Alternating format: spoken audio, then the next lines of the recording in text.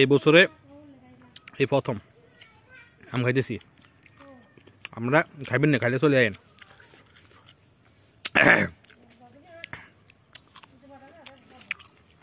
সেই মজা। এখানে বড় বড় আম, এই আমগুলা এখনো বিচি হয় নাই, যেটা আমরা বলি আমের বাড়া বাড়া বাড়া এখনো হয় নাই। তার আগে মনে করেন খাওয়ানো শুরু করে দিছি। জাগো জিব্বে ফানি চলে এসে এরা চলে আইয়ে না, একদূর খাই যান। আমনগুলাই রাখে দিছি। যারা বাংলাদেশের যে কোনো প্রান্তে আসে সবাই চলে আইয়ে বেকারে ফ্রিতে আম খাওয়াই। আম সার্ভিস দিবি নিজ দায়িত্ব চলে আইয়েন, যত আম খাইতেন হারেন সব খাওয়ামো, অসুবিধা নাই। যে 25 সালের আম প্রথম সাসা পাতি যে মিলে বয়ে খাইতেছি, বুঝছেন নি?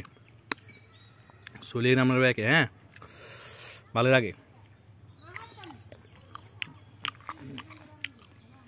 এটা হচ্ছে ঈদের পরের দিন আমরা উদ্বোধন করে দিলাম। এই যে শুকনা মরিচ দিয়ে লবণ দিয়ে মিক্স করে শেষ কবে? কাঁচা আম খাইতে যে কি মজা। উদ্বোধন না করলে ঈদের পরের দিন শেষ কবে? শেষ করিয়াম যত পর্যন্ত কাঁচা আম গাছে থাকে ততদিন পর্যন্ত। ইয়ার মাঝখানে মনে করে হান আম ধরিলে কোনো অসুবিধা নাই।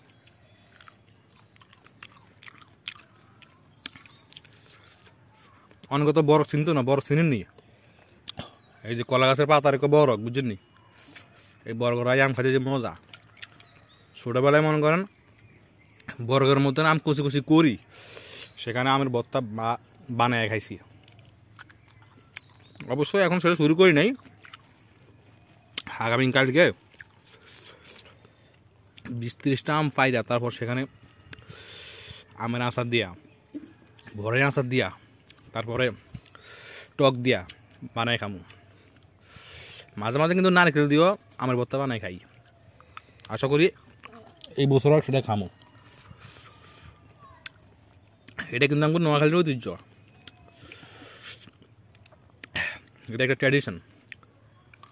আমাকে নোয়াখালীতে মনে করে ইনসলে এই ধরনের কিছু ভর্তা বানায় খাওয়া।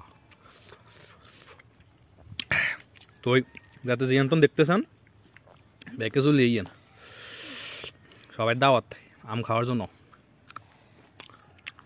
ওই হুবের ডাঙ্গাত চলে, হুবের ডাঙ্গাত।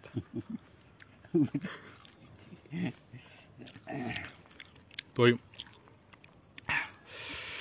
যদি এম কাটছা এখনো কাট আছে তো। এই যে বড় বড় তিনগে আম দেখছেন নি, কত বড় বড় আম। যদিও ভিডিওর মধ্যে ছোট দেখা যায়, বাস্তবে আরো বড় বড়। মনে করেন ও আধা কেজি দিব, এত আম বড় হয়ে গেছে, বুঝছেন নি? আসেন, এই দেখছেন নি এই সুন্দর লবণ মরিচ দিয়ে খাইতে কি যে মজা রে ভাই, না খেলে বুঝতেন না। অবশ্যই যাত্রা নোয়াখালীর, এটা হাতে বলে কোনো ব্যাপার না। তো চলিয়েন কেন।